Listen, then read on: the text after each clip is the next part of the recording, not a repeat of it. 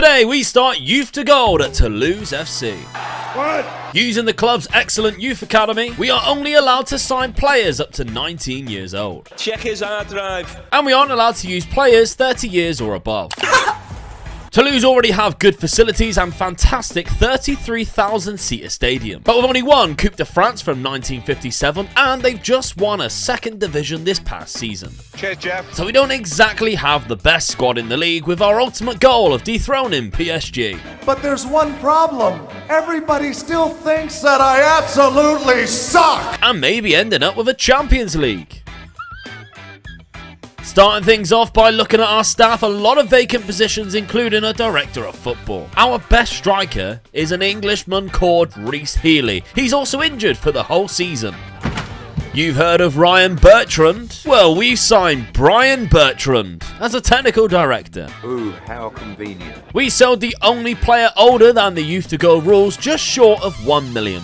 And we bought 18-year-old Nico Rack for 700k and loaning him back to his club for the rest of the season. A very good midfielder, and I love the fact he can play in both fullback positions. As well as Kanate, who he also loaned to the club we bought from, only paying them just over 100k. First game of the season, and it's a home game against Nice. So let's take a look at our team and the tactic we're going to be using. Our main goal threat now is Rafael Ratau, a Brazilian winger turned striker aged 26. As well as Delinga, who could be a very creative striker just aged 22. He scored 32 goals last year in the second division in the Netherlands. At the back and new club captain we have Anthony Rualt, an academy product and a fantastic defender, only aged 21. And back with the rest of the squad, we're looking at an asymmetric 4-3-3 with two strikers, using Birmancevic as a wide outlet, playing with both counter and counter press, and because of our fairly fast defence, we're using a high line. After starting off the better side, we of course conceded first when Laborde headed home for Nice. And we continue to have the better of possession, but just as I made subs to push more forward, Birmancevic recklessly got himself a straight red card. Unfortunately, now being down to 10 men, we conceded twice more through Delors and Laborde. We did pull one back very late though through substitute Onewu, but it was all for nothing. The following game, we open up the scoring from a free kick. Our opponents equalised through a set piece as well, but second half it was substitute striker Onewu once again scored, this time bagging the winner. And did we continue on winning loads of games now? No, we lost 1-0 at home to Lorient. You're having a laugh! You're having a laugh! We then signed an attacking midfielder from Porto named Vasco Souza. And the loanee played great in a 4-1 win, setting up the first of Delinga's 2 goals. And despite us conceding first against Nantes, it was once again an away win, which I'm not particularly pleased with, making a habit of losing at home, but still, we played well, and the new loanee signing did great. This is the series that will be out at least twice a week, so make sure you are subscribed so you can see us smash PSG. Not yet though. Kylian Mbappe has 12 goals in 5 games, by the way. We also lost 2-0 to Clermont Foot. I had also decided to switch the tactic up a bit and go for a little bit more of a narrow formation, trying to plug out the midfield. Next it was 2 English managers as we faced Will Still's team, Reims. Who? There was 4 goals in the opening 20 minutes of this match, but also some outstanding football. Our second goes down as an own goal, but the ball over the top is absolutely outrageous, and Delinga is unlucky not to get his second. The ball to Ratau's goal was also sublime to make it 3-1, and Reims took until the 92nd minute to answer back. Remember Lille won the league 2 seasons ago? Well, we just went to their home turf and absolutely chinned them 5-0 with the little maestro Vasco Souza bagging 2 alongside Delinga's hat-trick. We then followed it up with a win against Montpellier and a 0-0 draw against Lyon away. And a 91st minute Delinga equaliser got us a point against Angers. This is great. And then we lost to Strasbourg and Lens. And Monaco. My arch rivals from the very first Youth to Gold was Rennes, so they automatically become rivals here, seeing as Bordeaux, who are Toulouse's actual rivals, aren't in the league anymore, so I was buzzing when we faced them away from home, and Birmancevic scored a hat-trick and a 4-0 win with Delinga also bagging the 4th. France beat the USA in the World Cup final, so we all celebrated back in Toulouse by beating Marseille in the first match back 2-1. Our captain then scored a brace in another 4-1 league win. But then we lost to Auxerre, Strasbourg and Brest. Ha! Giggity. Back to winning ways after those 3 straight defeats with a 3-0 win and Vasco Sousa and Delinga finding the nets. And considering that's our first win in 4 matches, 7th spot is not bad at all. And Delinga is only 22 goals behind Mbappe, so who knows, maybe a golden boot as well. Speaking of PSG, that's who we face next. We only lost 4-0 and Mbappe scored a hat-trick, but we still beat Rennes 1-0. Get in! In the Coupe de France, we took the lead against Nantes from the spot within 5 minutes. They eventually equalised before half-time when our defence went missing, and unfortunately, in the second half, the tide turned when Mustafa put them 2-1 up. And when we pushed to equalise a long free kick, Simon caused more troubles once again, winning the ball off the defender, and our captain got all confused and scored an own goal. It also happened a while back, I just forgot to mention it. In March, our youth intake came through and it was incredible with 5 elite talents in a 5-star intake. And that's something that we're going to treasure on Youth to Gold going forward. Our best players seem to be this striker with fantastic mental attributes. And I was also quite fond on the attacking midfielder too, and I noticed both had very high aggression. And that could be down to my head of youth development having gegenpress as his tactical style, which of course aggression is needed, even though his pressing style is less often. Back to the games, and Delinga has been fantastic this season, and here he scores another hat-trick against Clermont in a game where we absolutely battered them 4-0, followed by a 2-0 away win against Angers. We then took the lead against Lille, but they come back and equalised, and the game finished 1-1. After going 2-0 up against Brest, we almost made a tit of ourselves when they levelled it to 2-2, but thankfully Sila and Delinga notched us all 3 points. With 9 games to go, we just sit outside of the European spots in 8th place, and Mbappe has 48 goals. Guys, relax! Relax! We conceded a Panenka penalty. Luckily though, we had a trick up our sleeves, near post corners. We took the lead against giants of French football Lyon through Vasco Sousa. But when Tagliafico powered down the left-hand side, his cross was turned in by Nicolaisen. The day made up for it though when he scored from a near-post corner. But unfortunately, Lyon pulled out all of the stops and Akambi's run and finish was too much for our goalkeeper, and they denied us of all 3 points. And then we lost to Lorient and Lens. Go! Although the last 4 games have been bad, we are still in 8th place, and Delinga has 19 goals and only 32 behind Kylian Mbappe. Back to winning ways against Ajaccio, with Delinga scoring first. I then remembered how we only have Vasco Sousa on loan, and that's probably going to be a priority for us this summer when he smacked in the second, and the third came from the spot. Nantes then held us to a draw, but it was a nice win against Nice when Serbian striker Birmancevic put in the man of the match performance, scoring 3 goals with rather 3 incredible finishes. The second was definitely a goal to be admired, and the third came from a long ball from the goalkeeper and knocked down on a lovely through ball in the 92nd minute. And some good news as well, as Reece Healy had fully recovered from injury and scored in the 96th minute. Back to losing as relegation side Auxerre batter us 6-2. That's a load of bollocks!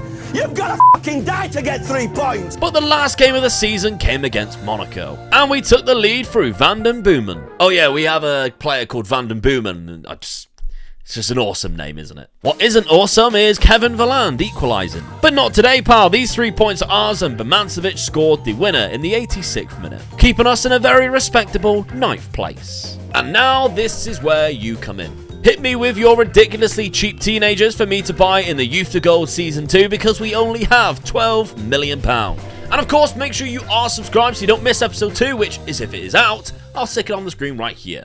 We might be having a board takeover incoming. Last episode, we began the Youth to Gold, taking newly promoted Toulouse to a 9th place finish. That's class! The challenge is to only sign players in their teenage years and not to use any players 30 or above. And the objective is to develop this young, hopefully cheaper side to eventual glory while selling most experienced players for a maximum price to help the finances along the way. And looking at the first team, we have 3 players aged 28, so we are all good in terms of players being too old this season. So let's take a look at some of the incoming players in the summer. And I know you guys will like this one. I've seen you put them in the comments a lot. Oscar Gluck, 19-year-old, fantastic centre attacking midfielder, replacing the loan signing of Vasco Sousa last season, and only costing £2.6 million. But we spend a whole £7.5 million on another midfielder, Desiree Doué, just 18 years old, and he just looks fantastic with great potential. And it weakens his former club and our arch rivals, Rennes. Sometimes my genius is It's almost frightening. Across the summer, we also released 2 players who are either 30 or will be during this season to prevent us from ever using them. And we improved our training facilities, something we promised Oscar when he signed, but it seems it wasn't good enough for him. Our finances are fairly healthy, although we do have £27 million still to pay in debts. What? First game of the season is against PSG. No. And to fight Mbappe and the champions, both new signings start, as well as Reece Healy up front. And they spent £100 million in the summer. So remember to make sure you smash that subscribe button and maybe even turn on the notification bell so you don't miss us beat and eventually dominate PSG. Just not on this day anyway. Luckily, new boy Gluck's banger turned the result around on the next game against Lorient. The following game against Nantes and De Linga opened the scoring from an acute angle. And that man Oscar Gluck won the ball back brilliantly, received it back and hit another corker into the keeper's breadbasket. Last season, signing Nico Rack, I've kept playing for the second team as I'd much rather him play games than sat on the bench, although he will still feature. And next up we played Lens and lost 1-0. Cheers, Jeff. We were so hot and cold in September, first beating Saint Etienne 3-0, to getting absolutely walloped by Montpellier, ended it with a 2-1 win. And it sat us higher than I thought in 6th place, and Mbappe, by the way, putting up shocking numbers, only 6 goals in 7 games. He is atrocious, isn't he? An away trip to Reims started well when De Linga turned in the rebound in the 2nd minute. And I bet the home side felt hard done by when the second was also put in after 2 box previously before the ball dropped to Oscar Gluck. They did get one back, but it was too late and we held on for the win. In the following match, we hosted Clermont and De Linga scored the opener once again. But literally a minute later, and the away team had already equalised. And in the second half, we couldn't muster much at all, and Barcelo scored his second and the winner for Clermont. I'm not gonna lie to you, this next one was tough to take. We lost 4-2 to Rennes. You're joking. And it gets worse. We also lost to Monaco and then Marseille. We then took a 2-1 lead against Lille, but still lost 3-2. That's 5 losses in a row, 0 points from an available 15. And yet we are still in 11th place. And how do we react to this? We went out and we destroyed Troyes 6-0, with De Linga scoring a hat-trick and a very good one at that, with Reece Healy also picking up 2 goals himself, and these two seem to have spared up a good relationship up front, with Healy also getting 2 assists and man of the match with a 10 out of 10 performance. And then we lost to Nice and ruined all of that momentum, which led to reports that the owner of Toulouse could be looking to step down, and the takeover rumours continued on a weekly basis. We ended December drawing to Strasbourg and winning our cup tie with a very difficult looking January ahead. Speaking of which, it was time to search for the end of contract targets, and I found this incredible new gen in Spain, simply through attribute searching, which I have shown how to do before on previous videos, but for the sake of the comment section, I'll show you once again. Write this down, simply pick 3 or 4 different attributes, set your age limit if you're looking for youth prospects, and there he is at the bottom of the searches, a player my scouts would never have found. But the same club, there was a class centre-back as well, which I can show you could also be found through attribute search. And if you search for 3 very common centre-back attributes in bravery, jump and reach, and tackling, 16-year-old Ivan. I'm also questioning whether it could be time to look at selling Reece Healy. I know I've just been praising him, but for youth to gold's sake, he is 29. De Linga is clearly our star striker, and we want to start bringing through the next generation, and he can't really be used when he's 30 anyway. With our youth academy player Richard Vincent in mind too, and another future transfer, Julian Rykhoff, who has just agreed to join us at the end of the season on a free transfer, meaning De Linga now has a fellow Dutchman joining him up there soon. Get in! January included some positives on the pitch, like the cup win. Reece Healy heard us talking about him ditching the old fella and scored this audacious header and then a tap-in against Lyon. Unfortunately, that happened in a 3-2 loss, so it counted for nothing. He did then set up 2 of De Linga's 3 goals against Montpellier in a 6-1 win, where De Linga claimed the match ball within 25 minutes and we went in at halftime 4-0 up. And this is the game right before we played PSG, so there was no better time for us to come into form, because you know you have to subscribe so you do not miss us truly embarrass PSG. Well, at least one day anyway. Oh, come on! Hey, we are still in 10th though, but Mbappe has really started turning it on again and has 23 goals by the game week 19.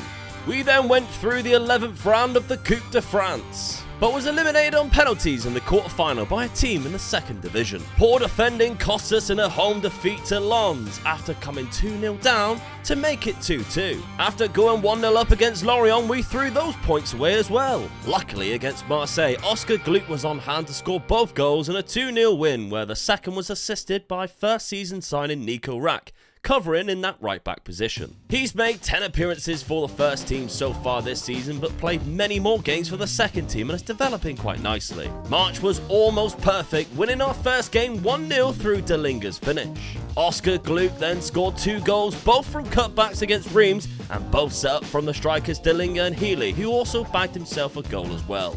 All 3 attacking forces combined to score 6 in a fantastic away win against Clermont. So why wasn't this a perfect March? Because we lost to bloody Rennes. Damn it, Carl! We also had another good intake around this time, but with only one standout player being this 5-star potential attacking midfielder with good technical skills and a fairly professional personality. Speaking of good potential, a lot of you mentioned in the comments to get Oscar Gluck, and boy were you right. He's developed amazingly well, played fantastic for us, and his value has already shot up to 60 to 70 million already. Delinga also deserves a shout out too for his 27 goals in 30 games so far this season. A real battle happened next in Monaco as Minamino squeezed in the first goal. We equalised from a corner before Ben Yedder put Monaco ahead from the spot going into half-time. Reece Healy levelled up the scores once again for us in the 75th minute. But straight from kick-off, when you're most vulnerable, Volland was there to score the winner.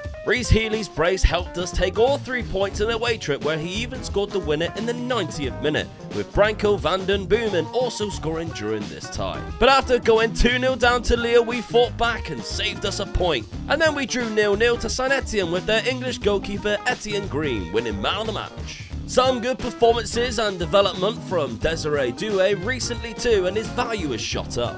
It could be a short stay for Oscar Gluck, as he's already asking to leave the club to play with better players. We cannot replace him. We cannot. But future Luke will have to deal with that one, because right now on the pitch, Nice, who are second, have also scored in the 8th minute. But just 10 minutes later, from a rebound, Delinga appears and pops it into the net.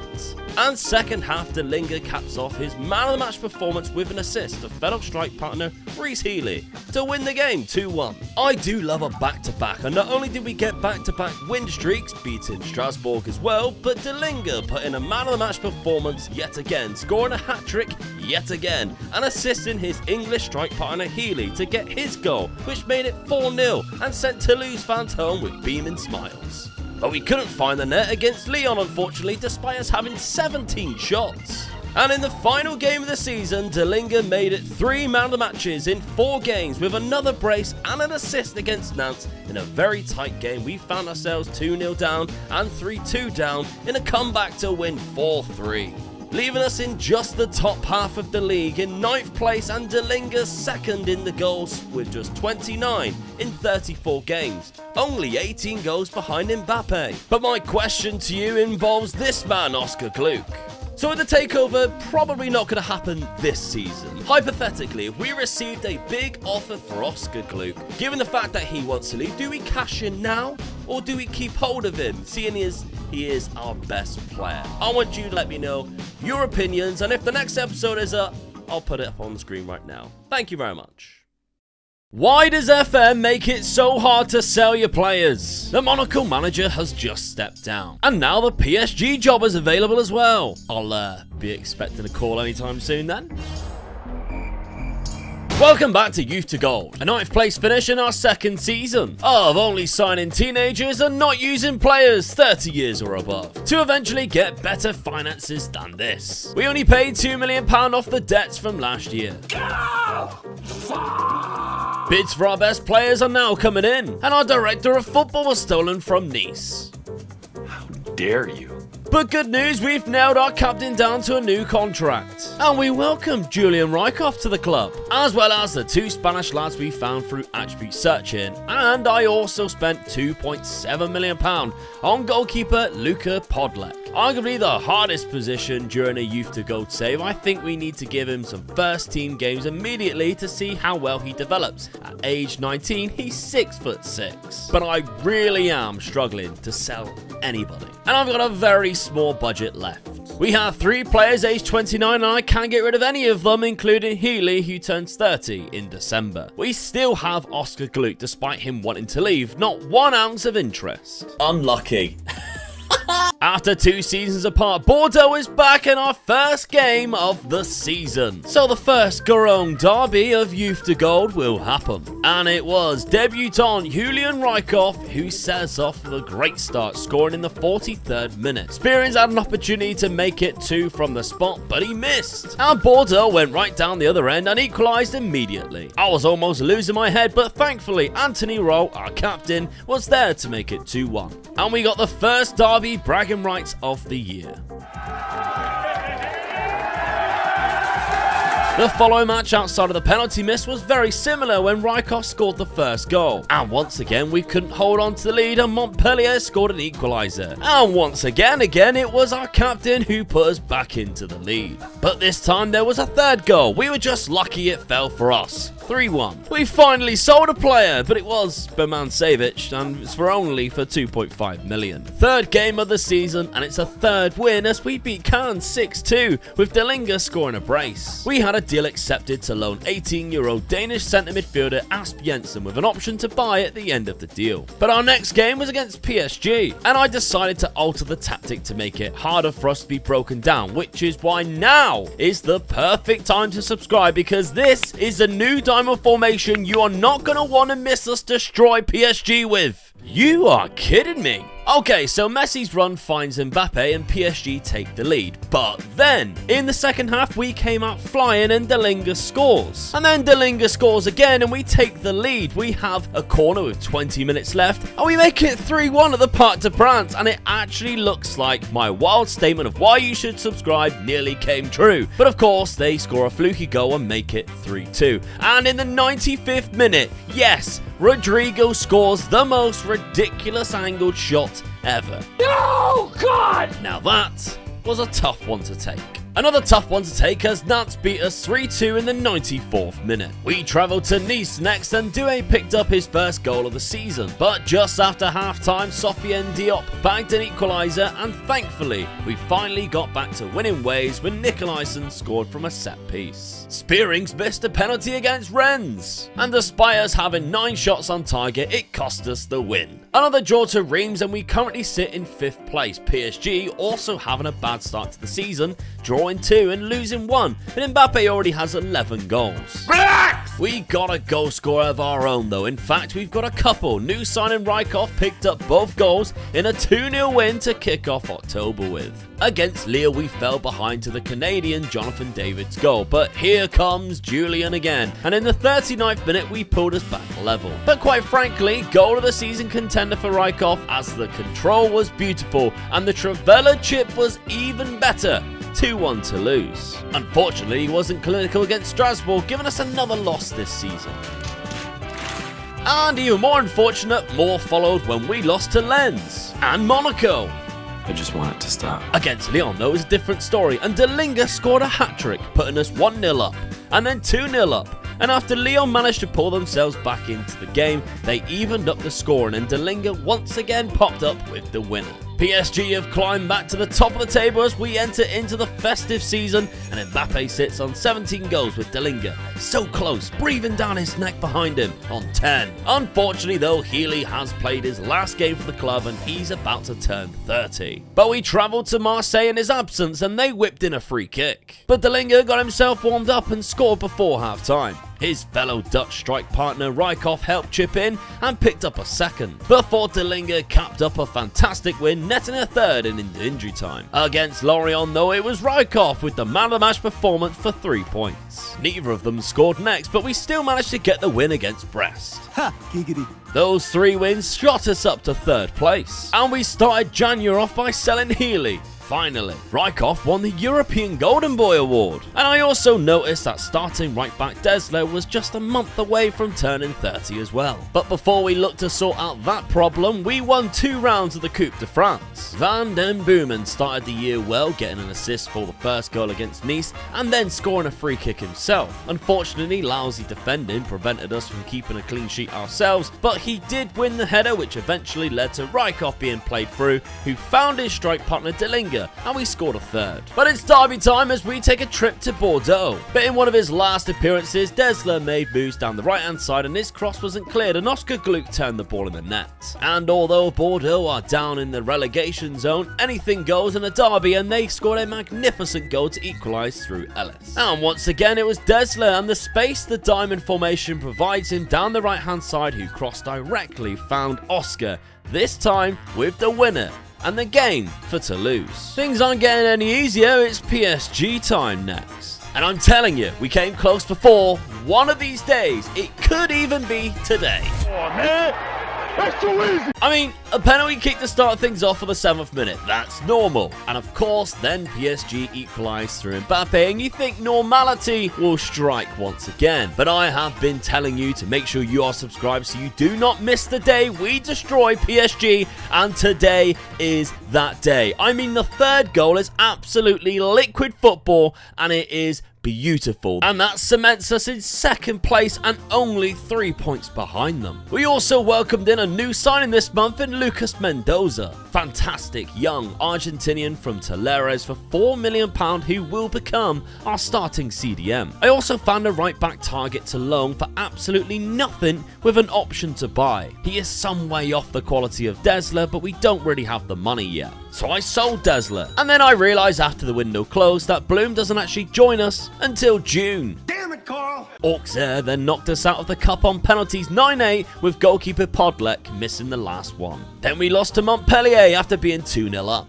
And worst of all, we go and lose to bloody Rennes. Just a 1 win in February against Nantes. Thankfully though, the Reims game got us back to winning ways, followed by another 2-0 win against Troyes with Oscar Gluck getting the first. And in a very similar fashion, a break down the wing and the ball was squared back, and this time Rykov tapped it in. Nico Rack is the man being tasked with the right back duties since the transfer of Desler, and he played in a win against Strasbourg with a Delinga brace. And the only blemish on March's results was a 2-2 draw from being 2-0 down to Lille. It might be counting our chickens too soon, but we are seriously in contention of Champions League football qualification here. Our youth intake only threw up one good prospect. It was a striker who's terrible at finishing. April's fixtures were tough, but the very best game was when we welcomed Monaco. 2 quick first half goals leveled the scoring just before half time, and Oscar Gluck turned the pendulum our way before Boadou's penalty made it 2-2. But it was fan favourite Van den Boomen who scored the winner in the 86th minute with a well-timed strike. Delinga also scored 2 in a 2-1 win at home to Marseille. But we did go and lose to Lyon, so that sucks. But guess what?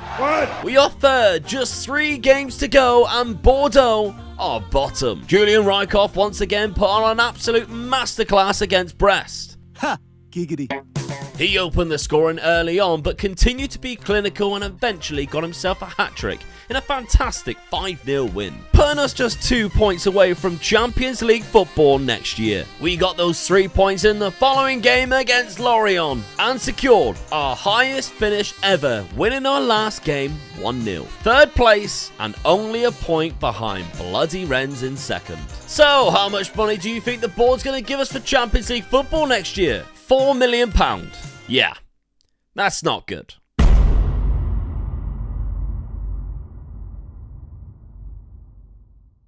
I found more players through attribute searching. Literally from 2 attributes at 15 in pace and finishing, this Serbian centre midfield popped up from Partizan. Welcome back to Youth to Gold. We've just finished in 3rd place in our 3rd season. Get in! But the board have not given us no more than £5 million to spend for the Champions League football. Oh, you're joking. And given that we are only allowed to buy 19-year-old or younger, and we're not allowed to use 30 years old or above, that's going to be a little bit tricky. What do you mean by that? We could sell a player, but we have no interest in our most valuable talents, despite being the 2nd year that Oscar Gluck is wanting to leave. We cannot replace him. We cannot. I did offer contracts to 2 youngsters in Bayern Munich's academy whose deals were about to expire. My scouts also found this Danish right back on an amateur contract who's free to sign. Because of youth to go, we have to sell 2 midfielders with Spearings and Van den Boomen, who is both turning 30 before the start of the season. United then came in for the new gem we found last season for £11 million. I just had to accept it. We basically bought him for nothing, and that means we can reinvest for about 2 or 3 more players. And he's not going to go and play ahead of Oscar Gluck. My scouts found a player from Stockport, and I was curious. Wow, he is wanted by the big boys in England, so it might not be obtainable, but I have to try. And of course, as soon as I do, so did Chelsea and Manchester City. Ooh, how convenient. For his 19 goals last season, Julian Rijkoff won signing of the season, and his strike partner Delinga also signed a new contract extension. But of course, Heaton chose City over us. With the sale of Joe Miguel to United and the 2 29-year-old midfielders, we've raised £20 million.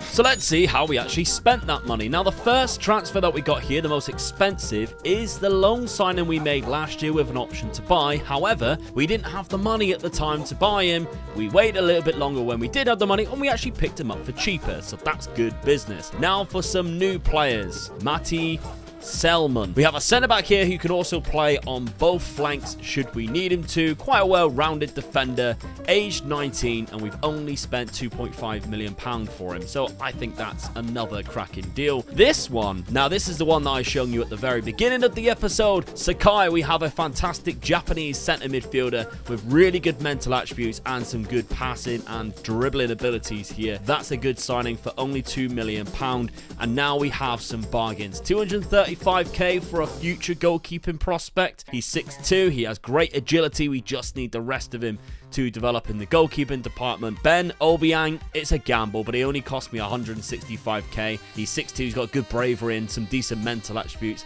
Not quite sure whether he'll amount to anything, but my scouts rated him anyway. Now we have a free transfer, and it is a striker. Not sure how much we're going to use him, but his physicals are good. He has decent finishing and a nice first touch.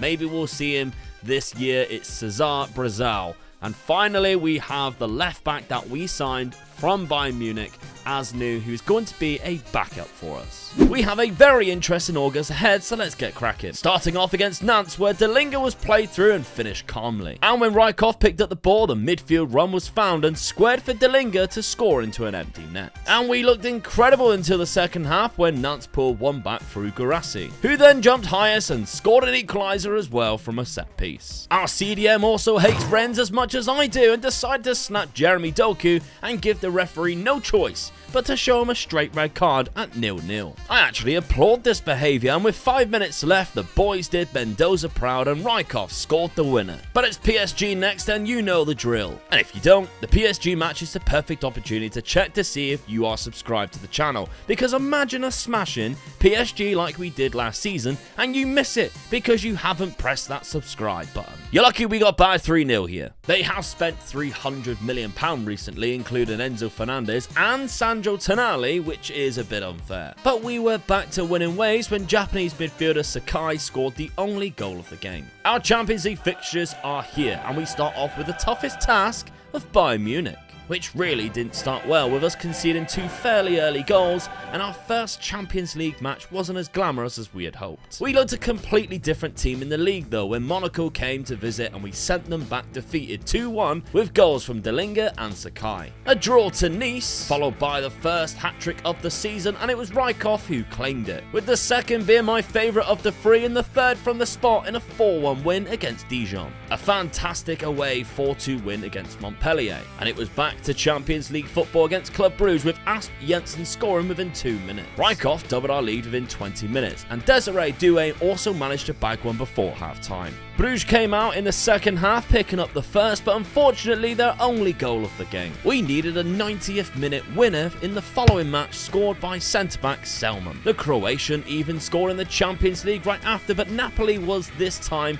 the benefactor of the late goal, and our goalkeeper's poor attempt cost us the win. He is atrocious, isn't he? I felt like we truly embraced the Champions League though and shown our true quality against Hoffenheim, coming back from 1-0 down to score 2 reasonably late goals, with Asnu's winner coming in stoppage time. Against Metz, we won an early penalty in the game and Oscar Gluck wanted to take it. He's bloody missed it! Thankfully though, in the second half we finally managed to break Metz down again and find the net through the left back Zanden. And the 3 points were secure when Delinga popped up with a second. Oscar Gluck did score the winner against Strasbourg though, and the equaliser from the spot against Lens. With first team players rested against current top of the league Lille, we somehow gave them their first loss of the season in a fantastic 2-0 win. Rijkaard's winner against Reims at the end of November was really the last time we could celebrate though, because the losses began to stack up, starting with the Champions League match in Trabzon. Arsenal came from a goal down and beat us 3-1, and Lyon destroyed us 5-2. I'm not feeling the pressure, no. You cannot put pressure on me. No chance. 2 draws against Angers and Marseille in the league, and our year ended being knocked out of the cup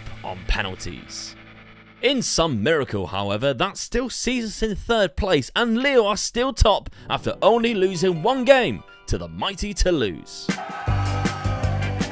Some work still to do in the Champions League though, down in 23rd place. And despite his morale being quite high, Oscar Gluck still doesn't want to sign a new deal until the squad has been drastically improved. He scored in the first game back, however, after the winter break, and our first win since November, and even youngster Cesar Brazal got his first goal of the campaign as well. I can't say I've ever seen a red-headed Portuguese. Our run didn't last long though, as Monaco were a far better team than us and picked up the 2-1 win. Our chances of qualification for the Champions League aren't looking great, with games against Ajax and Porto left. Yeah, as I kind of expected. Well, it is our first attempt anyway. It's always a big game against Rennes though. I was delighted when Delinga gave us the lead in the 32nd minute.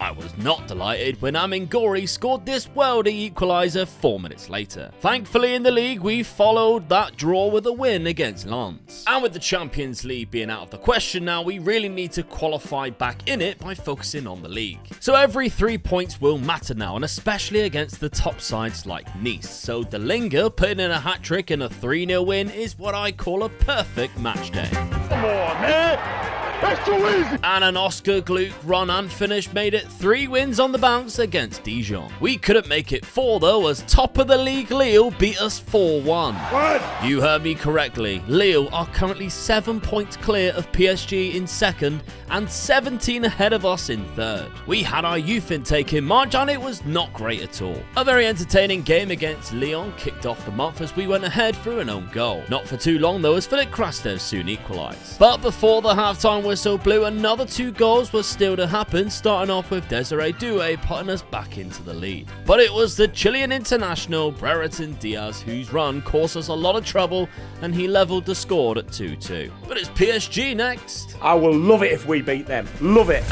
Not today, I guess. Fortunately, the month wasn't all bad as Rijkaard found his shooting boots, picking up 2 goals in a 4-1 victory away to Metz. Development-wise, I've been really impressed with Mendoza at CDM. He's been absolutely solid for us. But on the opposite end of that, the goalkeeper Podlek has not developed at all. He might be someone that I look to replace next season. Rijkaard scored the only goal in the next game, and then 2 more followed in a fantastic victory against Montpellier, with Oscar Gluck also bagging 1 as well, and the second of Rijkaard being a fantastic finish too. He then turned provider against Reims when he was played down the right hand side and his cutback eventually fell for Delinga to tap in. We scored a second when left back Zanden played in Oscar Gluck, who picked up another goal. And both strikers scored against Angers, making it 5 wins from 5 since the loss to PSG. And that confirms Champions League football next season, with also more board takeover rumours circling around. An incredible 5-4 victory followed, which also guaranteed something else: that no matter what the last 2 results are, we will finish in 3rd spot once again.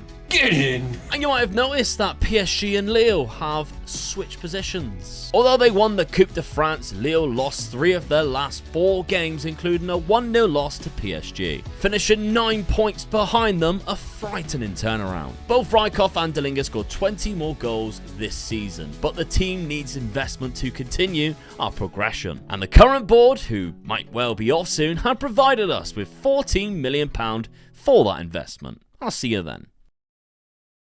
I don't think you're going to like my transfers. No. I sold Oscar Gluck and top goal scorer Julian Rykhoff. Damn it, Carl! Both to Ajax. How convenient. We also released Nikolaisen, but don't worry because we signed Emil Heskey.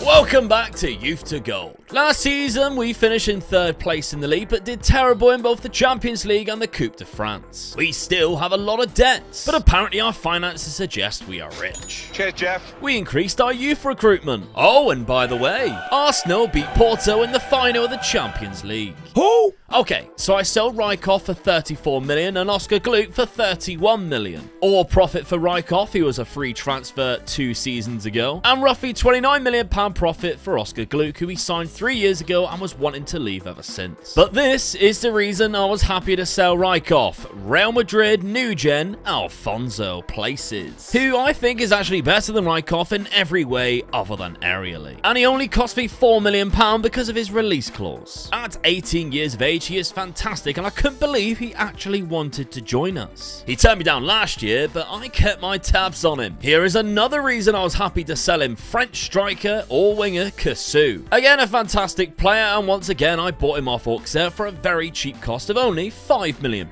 There are more signings, but I'll get to them in a bit. I had £9 million more, but the slider was locked in and I couldn't offer any more wages. I've also built a tactic, by the way, that again, I don't think you're gonna like. Dunno, I think that's a bit dodgy, mate. It's hard to tell whether it works right away because although we did beat Nantes in the opening game, it was a penalty and 2 goals from a corner. But it gives us a lot of options and meant I could sell Oscar Gluck without finding a direct replacement, which I simply couldn't afford. And it really showed its class against Angers with a fantastic build-up play in a 3-0 win. The first 2 goals for both strikers were a perfect example of the vertical passes we are now capable of playing. And the 3rd goal was using the right midfielder and that cutback for one of 2 midfielders drifting into the box. 2 wins from 2 and we're off to the races. Spoke too soon. Lens have created a beast team, surprisingly, and they took the lead in the 6th minute through Luciano. Matteo Cassou, though, really took off in this game and he equalised with a wonderful goal. And just 2 minutes later, we won the ball high up the pitch, and that man again gave us the lead. But as I said, Lens have a good side, and Lorenzo Colombo is a deadly striker, and he punished us here, ending the game 2-2. We had a lot of offers coming in on deadline day, but were still unable to move our slider, so I rejected all of them. But with all of those offers rejected, let's take a look at the players that I did actually bring in, because I have brought in quite a lot, and actually we managed to sign one final player on deadline day in this man, a Danish centre midfielder, and he's only 18. He kind of has some finishing abilities as well, and I quite like the idea of possibly training him to be a centre midfield on attack. He has that, gets into opposition area with really good teamwork and work rate, and as I mentioned, only £1.6 million from Bromby. Let's go back to front. Javier Carabali is a fantastic centre-back slash right-back who I might try and train to be right-back because he's only 6 foot. He's only 18 as well. Another 5-star potential from my scouts, and he only has 11 positioning, so I think the right-back position is his go-to. Again, he was rather cheap, £1.2 million from Ecuador. My scouts found him, really happy with that one. This one I found myself through attribute searching. I searched heading, marking, and tackling at 13, and I found this guy. Very good Romanian Nelut Sabau, 19 years of age. He's 6'4". I think I found him last year, and I just capitalized on him this season. 3-star current ability, 5-star potential, £3.6 million. He's already played 4 games for me. I've also changed my goalkeeper and it cost me £14 million, but Alfred Kraus is better than Luka Podolak. He is just better. 6'3", 19 years of age, really good attributes, £14 million, but I think it'll be worth it in the long run. I've also managed to pick up a couple of French regens because I think I need to remember we're playing in France and we need to make sure we keep that French thing alive. So a left back here who does look quite good, to be fair, with a good potential, and he's only 18. Hopefully we get in some game times this season. A bargain next, 650k. Don't know how much I'll use him, but he is looking okay, but through the passing and the technique and off the ball, it's not bad. He's a centre midfield, but he kind of wants to play up front as well, so we'll see how he develops depending on where we go. Alfonso Places, we've already mentioned. I think there is one more sign-in that I haven't shown you yet, so let's take a look. We have obviously got Cassou, who we've just been mentioning scoring a lot of goals for us, we also have 2 players that I have brought in from Serbia. Now, the first one I shown you last season, it was the guy with 15 finishing and 15 passing. I finally pulled the trigger and signed him, so we've got him for quite a reasonable cost of £5.25 million. But for £5 million, this is the guy that I'm playing on the right-hand side, and I really like him, and it's the reason I kind of wanted to move away from the diamond style formation that we were using. I love his acceleration, his agility and pace, and I think he's fantastic, and that crossing ability really helps us out when we are playing him on that right-hand side, and that DLF has been scoring a lot of goals through just using this. September, we started with another win and another Cassou goal, but we held on to a 1-0 until the 88th minute when Delinga finally made it 2. Delinga left it late against Toulouse. We picked up the 3-2 win with only 10 men. But a 0-0 followed against Saint Etienne. Dull. What wasn't dull was our win against Lorient, and that's all thanks to Mateo Cassou. The French 18-year-old that I spent just £5 million on scored 4 goals in a fantastic solo performance. Only one was from the spot, and the rest were a good striker's bread and butter, and that puts him up to 8 goals in just 6 starts in the league already. The Champions League featured a 3-1 win against Shakhtar, and then a 5-0 loss to Celtic. Sorry, what? And that then set the tone for October, as we only picked up 1 win against Strasbourg with losses to PSG, Liverpool and Marseille, sticking us in 5th place in the league and 30th in the Champions League league phase. Porto then trounced us 4-0. Piss off. Everything's going wrong. A quick 1-2 punch from Cassou put us back to winning ways against Nice in a lovely 4-1 victory with Lyon at home in the next match. A game in which we started well when right back Selman went on a journey to give us the lead. But the second goal we scored was all down to the assist from Nico Rack to Cassou. Beautiful stuff. In the second half, Lyon did pull one back though through Stengs, but it was way too late. Chouchnard scored the equaliser late against Monaco, making it a Desmond 2-2. But then we lose to Montpellier. Oh, it gets worse. We then lost to Rennes.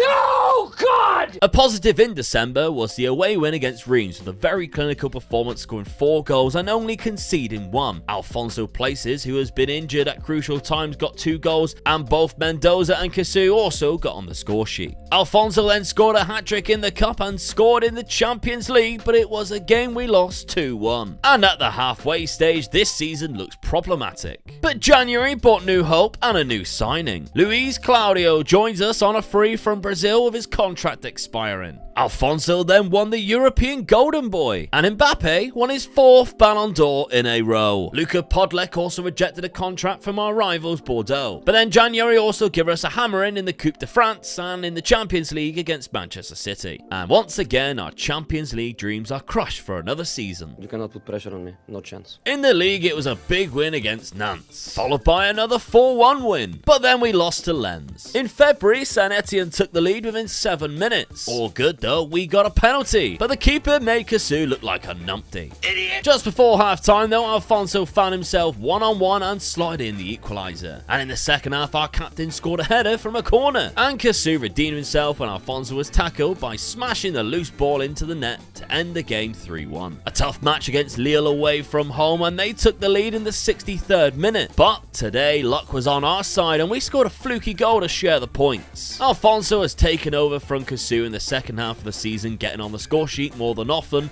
and he got 4 goals in 2 wins, rounding off the month. And that actually puts us back into a strong position in 3rd place and just 2 points behind Rennes. In March, we had a dreadful youth intake, but things on the pitch were much better, like this 4-0 win against Montpellier with Alfonso scoring a hat-trick and 3 more fantastic goals as well, breaking the offside trap with his pace and finishing out of the goalkeeper's reach. He was absolutely incredible in this match. Both Alfonso and Cassou scored 2 goals in a 6-2 win against Marseille. Alfonso's growth has been brilliant, and the Spaniard is already valued 20 times more than what I paid for him this season after just 25 goals in 35 games. Cassou maybe not as good, but still impressive in his development, and is now worth £60 to £70 million with his 17 goals and 9 assists. And these recent results have seen us fly into 2nd place in the league. This loss to Lyon in April is the only loss we took luck in 3 months, because we beat Nice 4-0. And then we faced Monaco, and man of the match was without question our right midfielder Illich, who scored the first goal. He then proceeded to assist the next 3 goals in a fantastic 4-0 away win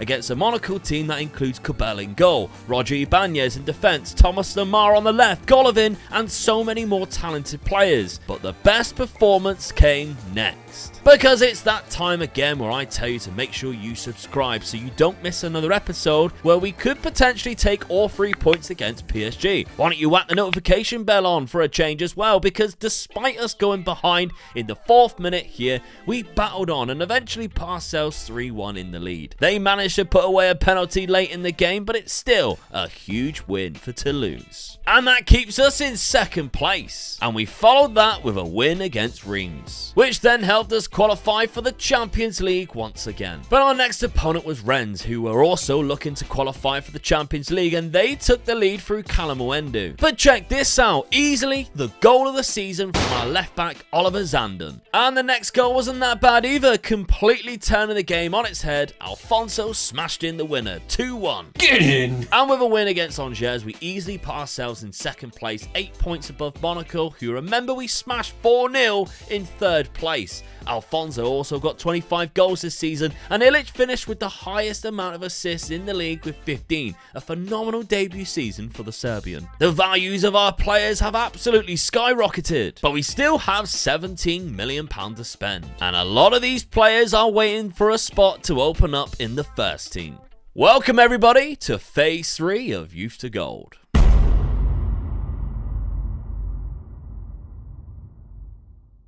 Guys, I've changed the tactic again. No, don't do that. At least I haven't sold our best players though. We're gonna do it anyway! I'm just joking. Welcome back to Youth to Gold. I've actually missed you. Last season we finished 2nd in the league, but did awful in the cups. Cheers, Jeff. Speaking of which, Liverpool won the Champions League against Real Madrid in the final. Alfonso Places has basically become our talisman and key player. Speaking of which, the best comment from the last episode goes to Mayo Waujo for this quality banter. This is great banter. So let's see if you can beat that down in the comment section of this video, and I'll feature it in the next one. We are still rich according to this, but from my research we still have some huge debts. Squad wise, I've decided I need to start Sakai more games. His mental attributes are phenomenal for a player his age, and I need that intelligence on the pitch. As well as Rouvier at left back, who I've neglected since signing and I think could be better than our actual left back. As well as sending some young talent out on loan, including these 3 players. Do you want to meet some new signings? Go on, man. First, we have a great striker who is the main reason why I wanted to change the tactic. He is just 18 and looks amazing, with his only weakness being off the ball at this point. Skoufalis had an £11 million release clause that I knew I wanted to activate right away. The only other player I have bought so far is Christian Soria from River Plate for just 6.5 million, who will probably be more of a squad player this season. So just the 2 signings so far, but Bayern Munich are sniffing around Alfonso Places. No, no, no, no, no, no, no! Let's take a look at this tactic in action when we concede the first goal in the opening game of the season against Reims. Thankfully, our firepower up front is strong, and from a weird clearance, Sakai rewards my trust in his selection. It took until the 74th minute before the next goal, another wild one too, when the deflection landed at the feet of Skoufalis around the 6-yard box. Not long later, Sabal made it 3-1, and finally Alfonso Places was the man who put the game out of reach, and we win 4-1. So the tactic is an exact copy of the one we were using already, but with an extra striker in the poacher role up front and the left wing back pulled back. And hopefully this will just overwhelm our opponents and we'll score more goals. I don't know how it will do against the tougher opponents, but we won our next game 6-0. And in an away win against Lyon, it was the same story as we completely smashed them off the park 3-0. We had 18 shots on goal, and both midfielders even got on the score sheet, so my decision to play Sakai really has been justified right away. I don't know what this means for Asp Jensen. I have offered him out, but there has been no bites as of yet. And as for Doué, I want to keep him here as I really do think he is quality, and he's French and still only 22. Delinga is still around though, and he scored the first goal from Alfonso's outrageous Rabona cross in a 3-1 win against Saint Etienne. Speaking of Alfonso Places, remember Bayern Munich were interested in him and they've put a transfer bid in for Matteo Cassou. Sorry, What? The offer was 30 million up front and another in add-ons, but I still rejected it. And then they put a second bid in, totaling 81 million, and a third for 97 million. But according to the agent feedback, there's no interest from Cassou. So I just continued to reject them. And a fourth bid came in, but for Alfonso this time. A fifth bid was rejected because once again, Alfonso wasn't interested. And with the window slamming shut and no further actions, let's take a look at our Champions League fixtures with no easy games, but a couple of winnable ones. Although I thought West Ham in the opener of the Champions League would be a winnable game, maybe the tactic is just not suited for Europe and they beat us 2-1. Against Dortmund, we had an early penalty, and Cassou missed it. And even worse, when Mendoza laid it off to Carabali from the rebound, the shot went into the stands. And that cost us, despite us taking the lead early. Mendoza was sent off with a straight red and we lost 2-1 from 2 late goals. In the league, however, this tactic is still really good, and Mateo Cassou benefits with 2 really good goals, including the second being assisted from the goalkeeper Kraus with an unbelievable pass and a composed finish from the Frenchman against Montpellier. Alfonso also had a great time in the next match against Monaco when he picked up a brace in a 3-1 home win, proving this tactic is great against the strong teams in the domestic league. But then we did lose 5-1 to Lorient. At least we beat Brest though. Boobs. So at this point of the season, we are second behind surprise leaders Nice and joint on points with PSG and Lille. Lens is always a tricky game and they took the lead through Manuel Solomon, but we fought back and Delinga's cross was met by Cassou and the game finished 1-1. And Cassou was man of the match against Strasbourg as he scored a hat-trick and a 3-1 victory, with each goal getting better in quality, and the absence Alfonso, who was injured in the last game. But yeah, I can't play this tactic injured. My eyes are bleached. But in the league, we smashed teams like these, back-to-back 3-0 wins. So in our Champions League game against Atletico, we went back to the diamond formation that we neglected since we sold Oscar Gloop. And with both teams picking up red cards, albeit Atletico's came in injury time, it was a name we haven't mentioned who scored the only goal of the game. A player I loaned out last season, but he's actually pretty good. We just don't unfortunately have a position for him, but today he was awesome. Another penalty against top of the league Nice, and that feels like deja vu. And it gives us another loss. But the next match against Lille was phenomenal. We had 20 shots to their 7. 10 on target to their 0, and 4 goals scored by 4 different players, and not one of them won man of the match, because that goes to our Serbian midfielder Šuštar, who created 4 clear-cut chances and got 1 assist. A 4-0 dominant away win against Lille. Incredible. Mateo Cassou picked up a hat-trick in the Champions League next in a game we were 5-0 up at half-time and won 6-1. But the game after was Rennes at home and they took the lead through Calamuendo early into the first half, and we waited until very late to equalise through Delinga with a cracking header. And we left it even later, injury time in fact, until we sent the Rennes fans home crying with a goal from Alfonso Places. Unlucky.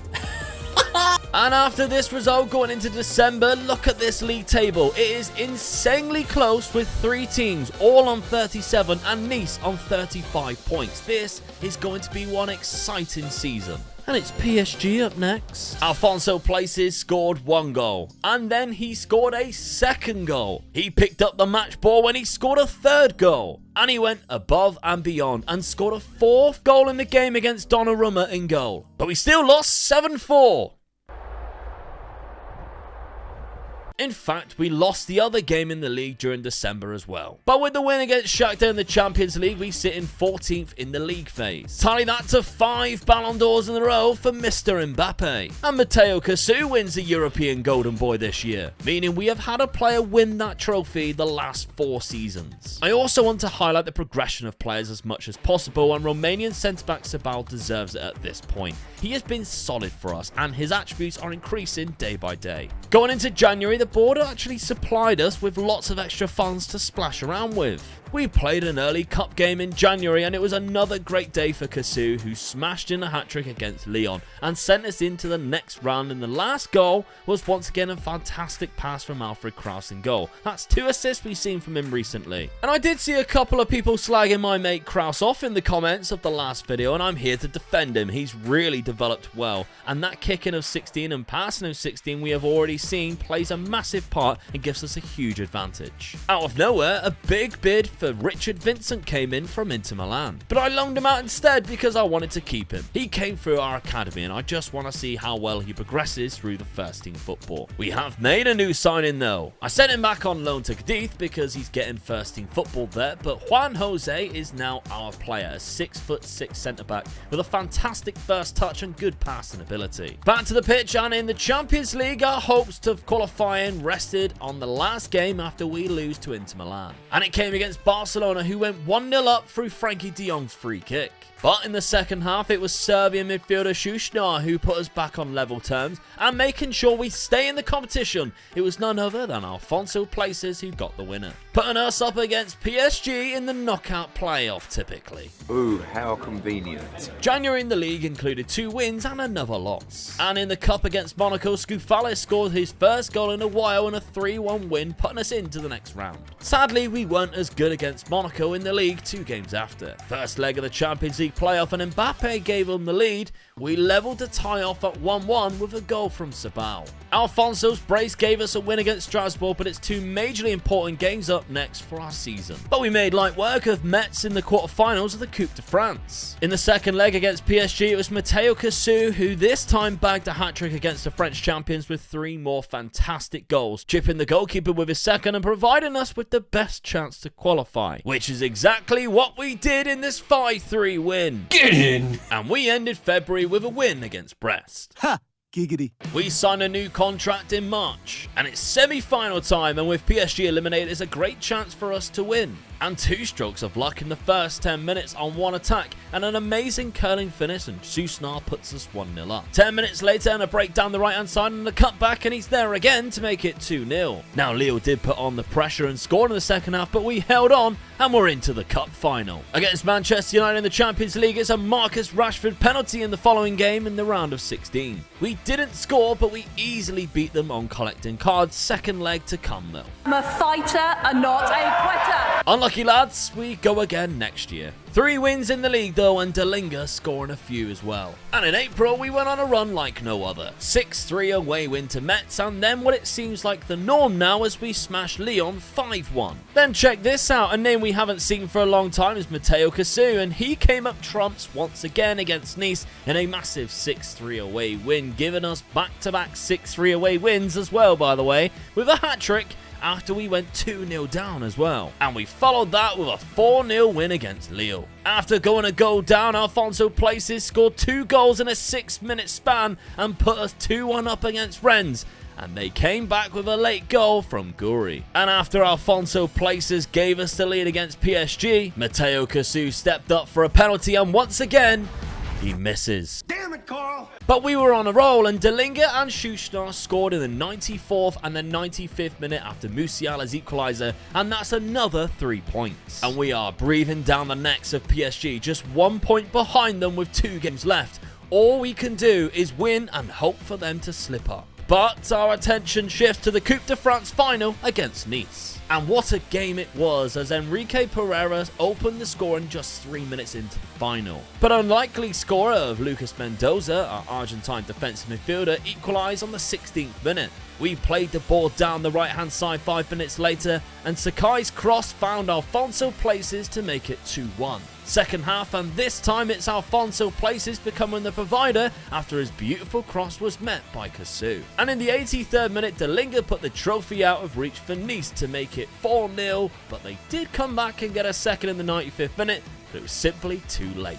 And we were crowned champions of the Coupe de France. So it all comes down to the league, just 2 matches remaining. That's a tough one to take. Oh, you're joking. And just like that, PSG are crowned champions once again. But I definitely think second and a cup win is still an incredible season. And if we keep those 4 scoring goals, it won't be long before we take the lot.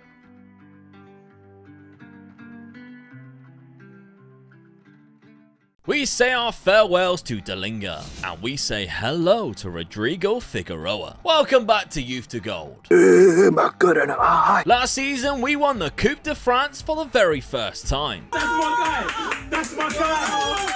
But we are still some way off the Champions League. I'm a fighter and not a quitter. We eventually lost to the winners, Manchester United. And Casemiro, who scored in that final, lifted the trophy on his final game before retirement. There were some fantastic comments left on the last episode, but this one from Alexander is the winner for me. Great banter. I had to go to a meeting to persuade the board to upgrade the training facilities. And I was also shocked to see Doué being the 4th highest shirt sold last season, because I am trying to thin out the first team squad. But there's one problem. Players like Asbjørnsen are basically refusing to leave. Cesar Brazil left though, never really developed. Did make £17 million on though and barely played him. Sometimes my genius is... it's almost frightening. I'm looking at Schuster and I can't work out if he's the best player in my team or if all of his good attributes make him absolutely useless. What do you think? Right, so Figueroa, what a player this is, and for just £4.2 million.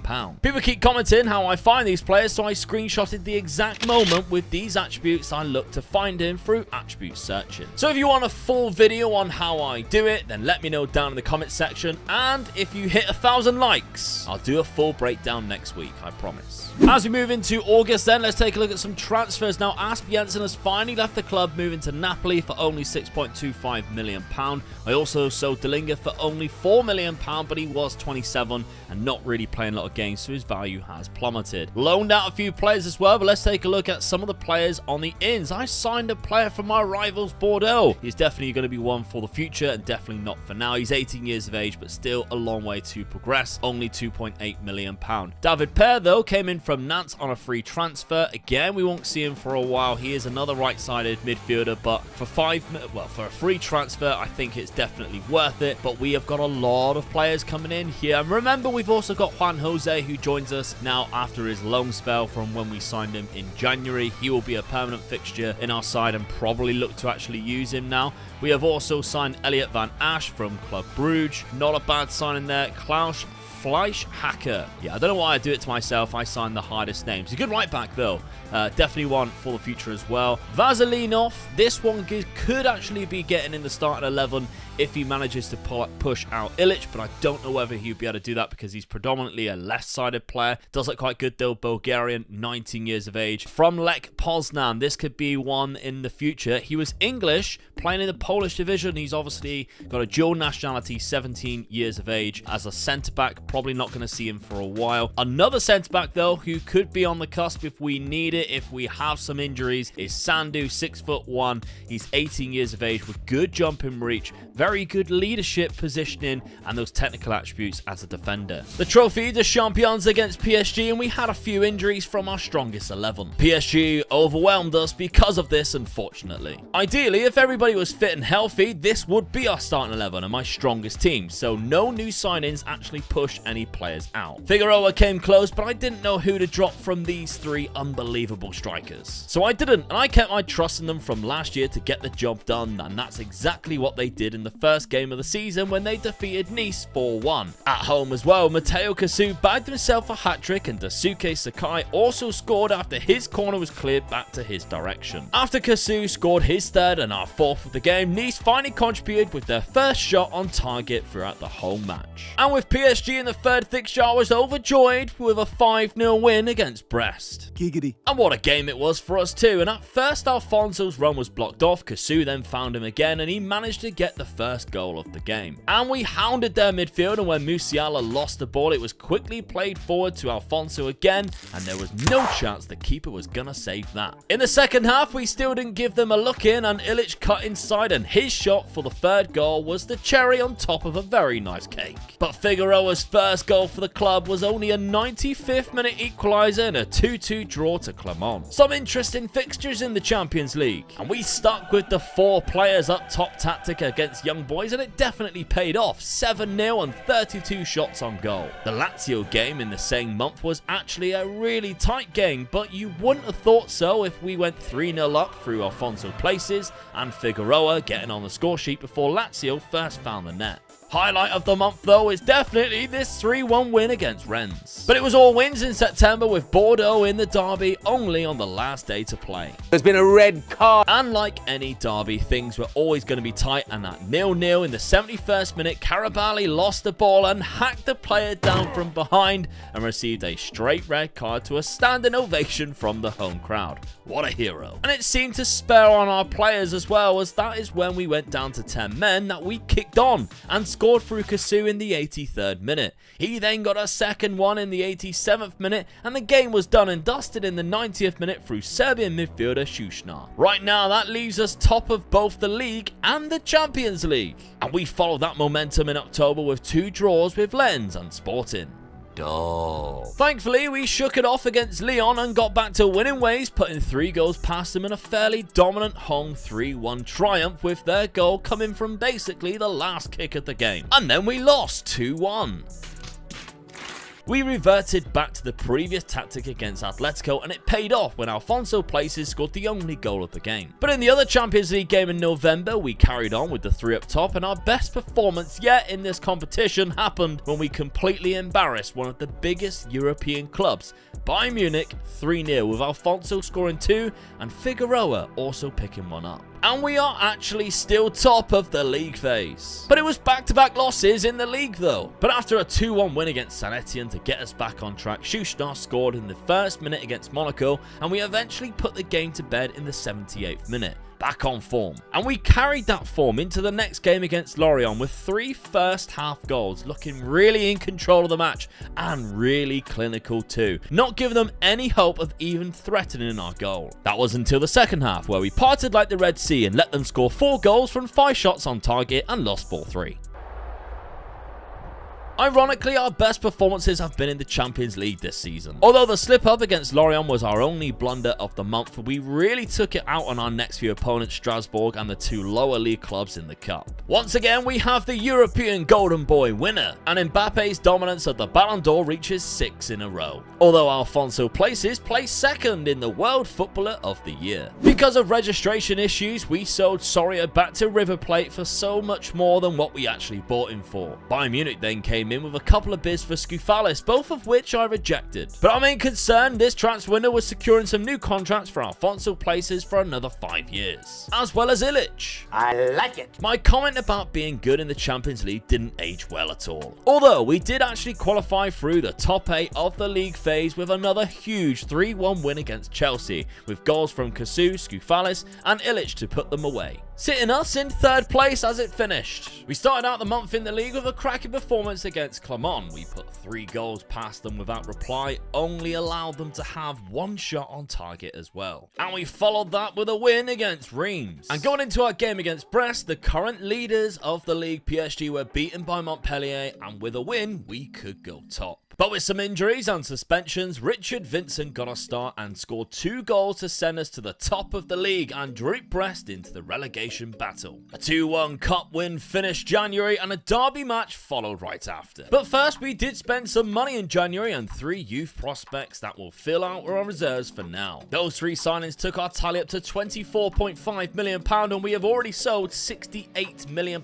this season, youth to gold. The derby was a 5-star performance for us. Places scoring, Mateo Cassou finishing a penalty for a change. We even had an unbelievable free kick scored by Datsuke Sakai right into the top corner. Our Serbian midfielder Šušnjar got himself the 4th goal, but the best was Illich, who picks up the ball down on the byline, turns with so many players around him, eventually gets himself into the box and smashed it home to score the 5th. 4-0 against Lille followed. They must absolutely hate playing us. And a 4-3 in the cup against Saint Etienne. A 4-1 against Marseille. But an annoying 3-3 draw with Rennes following a Kalamuendu 88th minute equaliser. Cheers, Jeff. But it's PSG next, followed by Benfica in the Champions League. And what a performance it was. Despite us missing a few first team players again, you never would have guessed it, as we scored 2 goals in 7 minutes through Alfonso Places. PSG thought they got themselves back into it, scoring just a minute later,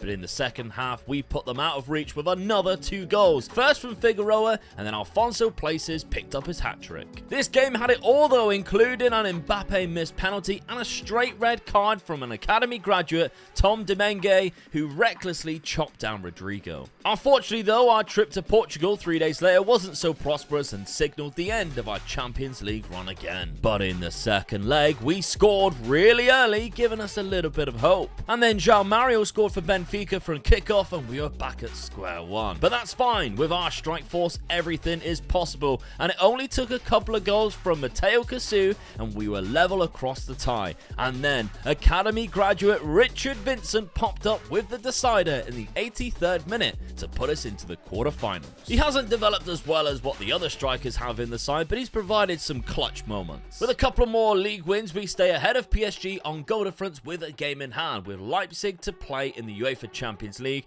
and Monaco in the semi-final of the Coupe de France. Here we go. April was quite fun. With the most goals I've ever seen in a calendar month, it started with a 3-0 win against Leipzig in the Champions League quarter-final. A massive result where we completely overwhelmed them and put one foot into the semi-final of our ultimate goal of winning the Champions League. We did lose the second leg, but nonetheless, we were through to the furthest point we have ever been. The Spaniard Alfonso Places is just simply incredible, and we all know it. But even for him, scoring 10 goals in 3 games is mental. He actually scored in the league game before this run too, but his first hat-trick came against Lens in a 7-2 win. He then got 4 goals against Monaco in another 7-2 win again, this time in the Coupe de France, and he followed that with yet another hat-trick against Lorient in a 6-3 victory. 3 games in a row with 9 goals as well. Unfortunately, that is where our goal-scoring exploits dried up somewhat when a trip to the Bernabeu followed and a 5-1 loss ensued. Damn it, Carl! And we ended the month beating Monaco 8-4 in the league. That's too easy! What a month that was. 54 goals in 8 games of football. And look what's to come, a semi-final second leg, followed by a cup final against Rennes. But hold on a second. In the same game week as we beat Monaco, the night before that, our old friends Rennes beat PSG on a Friday night. And guess what that means? Yes, you are reading that correctly. We are the champions of France. Oh, let's go! That's class! But hold on right there again, because a consortium is taking over the club and a transfer embargo has been put in place. But as if things couldn't get any more bonkers, we welcome Real Madrid for the second leg. Lucas Mendoza puts the ball in the net and it's game on. Remember our new signing Figueroa? Well, he then scored a second goal to make it 5-3 on aggregate. And then Mateo Cassou popped up and it's all of a sudden a 5-4 and we are just a goal away. But unfortunately, that's where we run out of steam and Real Madrid scored through Camavinga. And then they sealed the tie off, putting themselves into the final through a Valverde finish. But I still believed, and I think the fans would be ecstatic with this finish to the season. Can we at least do the domestic double and dominate France though? Go on then. Well, it was a day to forget. If you were a Rennes fan, because we completely dominated them 4-0. Alfonso Places scored 2 goals in 3 minutes, and Richard Vincent got 1 before half-time. We restricted them to very little, and when Scoufales scored the 4th, the Rennes fans were already off to beat the traffic home. What a season that was. We won our last 2 league games and finished 7 points clear of PSG in second place. Semi-finalists in the Champions League we will definitely take, and back-to-back winners of the Coupe de France. The statistics for the league season were dominated by Toulouse players, including Alfonso Places as top scorer and 3 different Toulouse players as the top 3 assisters in the league. It was a record number of goals scored this season in general, but we all want to know what's going to happen next with this consortium takeover. Headed for the riverside, around us fuss and fight. We ended the last episode winning the league and cup in France. Oh, let's go! That's class! But a consortium planned to buy the club and gave us a transfer embargo. Welcome back to Youth to Gold. Our season number 7 was a record-breaking one, and we have two of the most sought-after strikers in world football. We cannot replace him. Even before this takeover, our finances are fantastic, and we have even cleared all the debts. I can't believe it! But just days after, the takeover is completed, and immediately they're disappointed with me that we don't have the best youth facilities.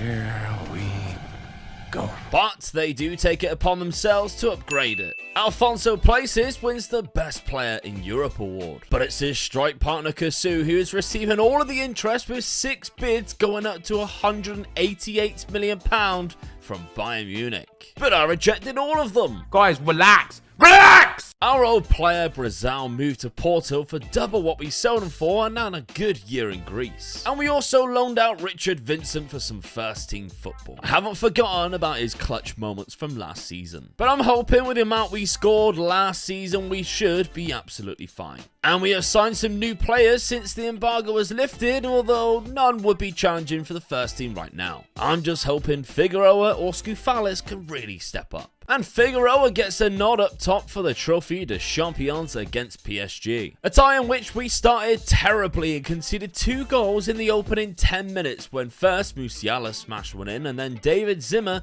turned it in from a corner. But it didn't take long from a throw-in from Mateo Cassou to pop up and hammer in one. And in the second half, the ball brought to Illich, whose direct run and shot rebounded back for Cassou to equalise. And the match went to penalties, where Kraus saved the deciding spot kick by Kimpembe. But Scoufales didn't take his substitute start very well and went out clubbing the night before the derby, which was our first game of the season. Not only did he go AWOL, but he wants to leave to a bigger club. Don't you know this is Toulouse, mate? You are lucky to be here. Shout out to Flute, by the way, for this sick artwork. I'll put the breakdown video on how he made it in the description down below. Anyway, Scoufales and his shenanigans might cost us against our rivals, although Juan Jose's opener and Alfonso's goal did put us 2-0 up. We were not ourselves, and Bordeaux got back into the game at 2-1. Juan Jose was doing everything he could from the back, but Bordeaux were determined to stop being embarrassed by us, and not only did they get a second but a third as well, tying the game 3 apiece on the opening day of the season. Our Champions League fixtures are in, and we face both North London sides with some tricky games against Real Madrid, Dortmund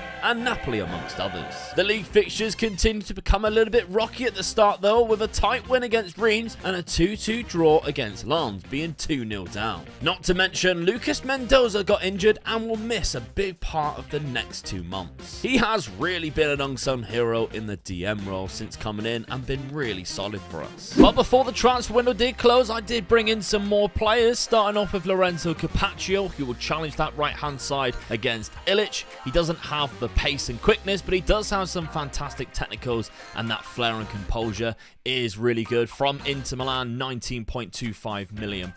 We also have Kepa. I brought him in just in case we did sell Scoufales, which we did fail to do. Unfortunately, nobody came in for him. He has great bravery, really good finishing and dribbling ability, and those physicals are great as well. Fantastic potential, and £17.75 million. And Victor is more of a future right-back prospect that I picked up, I believe, when he was 17, and he's only just joined us now that he's turned 18. Back to winning ways in the league, though, with a much better performance against Marseille, and Alfonso Places scoring 3 of the 6 goals for us, including a 91st minute penalty after Cassou very early scored on in the match. The Champions League and a trip to Tottenham started brilliantly when Alfonso Places scored in the 2nd minute, but this game was flipped on its head by half-time when Japhet Tanganga scored the equaliser and Ryan Sessegnon scored the winner in a 2-1 loss. If I speak, I am in big trouble. Oh, and it gets worse. We lost to Rennes. No, God! This disappointing month ended with a trip to Paris in what was a fairly entertaining game for the neutral. PSG took the lead through Mbappe, but Juan Jose rose highest again to level the scores before Timothy Camus put the Parisians back ahead. It wasn't until a late Alfonso Places goal that we left the capital with a point apiece, and we followed that by drawing 0-0 to Arsenal. I've also decided that club captain Anthony Rault is probably probably going to go soon. He's 28, I'm fading out of the team a little bit more and more, and January could be the time for him to go. October seen a bad loss away to Monaco, shipping 5 goals. It also saw some great wins too, this one versus Angers, including 3 goals, the first scored by Sakai and the second came from his free kick which the goalkeeper parried. The third was another example of Krause's kick, and all you Krause haters in the comments a while back, you should be apologising to the man. He's always putting in a good average rating, and it's nice to see the assists he racks up. We also got our first win in the Champions League this season against Sociedad, and Scufales scored 2 goals in a minute as he robbed the defender for the second from the kickoff of his first goal in a 4-1 away win. Cassou then bagged 4 against Lorient, and Montpellier were no match as we moved into November in 4th place in the league. But it's not who you think it will be at the top. My eyes are bleached. After a win against Salzburg in the Champions League, we welcomed Real Madrid to the stadium, and they were not very nice to us at all, and they completely battered us from the start, scoring 3 first half goals and another that was disallowed before we finally got ourselves into the game through Sakai. Unfortunately, Dusan Vlahovic scored his hat-trick from the spot, and Figueroa's goal was simply a consolation goal in a 4-2 loss. In the league, Sakai was scoring more goals against Auxerre, but I fell for Ispazu, who, after smashing in a great goal, then pulled up with a muscle injury just 10 minutes later on in his first start in the league. After back-to-back League 2-1 wins against Metz and Lyon, 2 difficult games followed in December. Unfortunately, we suffered back-to-back losses. A game against Saint Etienne is just what we needed. We won the game only 2-0, and I say only because we had 33 shots and 16 were on target, and there's no surprise that their keeper won man of the match with an 8.3 average rating. Cheers, Jeff. It's January and we make it 6 in a row for the European Golden Boy winners, with Figueroa winning it this year. And speaking of 6 in a row, Mbappe looks to make it 7 Ballon d'Ors if he can win this one. But not this year. Alfonso Places is your Ballon d'Or winner in 2029. That's my guy! That's my guy! And this led to a lot of money being offered for his services all month, as well as Cassou. But they're only 21 and 22 with still long-term contracts, and I don't have any replacements that will slot right in, so I don't really feel the need to sell, and I don't need to sell them yet. Dean DeLange is a player in the second team that I've been keeping my eye on, that's been putting in fantastic performances and maybe next to break into the first team. We are 7 points behind league leaders Monaco right now, who have been in excellent form, and we're in trouble of being eliminated from the Champions League early, down in 22nd with just 2 games left. Back from the winter break though, and straight into a derby, and this time, and in fact this month, was all about revenge as we destroyed them on their turf 3-0 with goals from Sakai, Captain Cassou and Alfonso Places. And yes, I said Captain Cassou because I sold Anthony Rout controversially to Monaco. As I said, he is coming to the age to sell in youth to gold, and we made £27 million to reinvest in players, which we did. His replacement is Alfred, who will act as our third choice centre-back for the remainder of the season, 18 years of age, and looks fantastic and only cost us £21 million from Barcelona. And another Spaniard in Fernando Rodriguez, who we picked up from Atletico Madrid for just £19 million. Time to celebrate though as we demolish Rennes 5-1. We need wins in the Champions League to survive, and that is exactly what we did against Bodo Glimt. Another Alfonso masterclass as well, as he went above and beyond, scoring 4 goals in the game. Our 2 remaining games this month include PSG in the league and Napoli to secure qualification for the Champions League, so get ready for some fun. Because we secured that qualification to the knockout playoffs against Napoli with a 3-0 win, and Alfonso Places was let loose once again against PSG, scoring 2 goals before half-time. But his third was probably my favourite goal he scored.